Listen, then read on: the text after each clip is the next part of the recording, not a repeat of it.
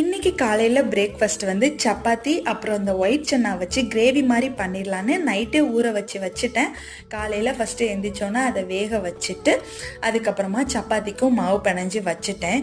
Gravy எப்படி பண்ணேன்னா first வெங்காயத்தை மட்டும் வதக்கிட்டு அதுக்கப்புறமா ஒரே ஒரு தக்காளி மட்டும் எடுத்து பேஸ்ட் பண்ணி அதை ஊற்றிட்டு பொடி வந்து வத்தல் பொடி, மல்லிப்பொடி, கரம் மசாலா பொடி, கொஞ்சம் மஞ்சள் பொடி இதெல்லாம் போட்டு தேவையான அளவு தண்ணி ஊற்றிட்டு வேக வச்ச கொண்டக்கடலையும் சேர்த்துட்டேன்.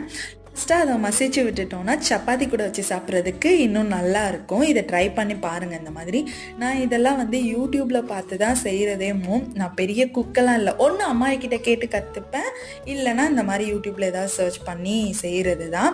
எல்லா வேலையும் முடித்ததுக்கு அப்புறமாட்டு இட்லிக்கு வந்து மாவு ஊற வைக்க வேண்டியது இருந்துச்சு. அதுக்கு மட்டும் எல்லாம் ரெடி பண்ணி வச்சுட்டு ஆஃபீஸ் ஒர்க்கை ஸ்டார்ட் பண்ணியாச்சு. இன்றைக்கி டே இப்படி தான் போச்சு. நாளைக்கு இன்னொரு மினி விளாகில் பார்க்கலாம். பாய்.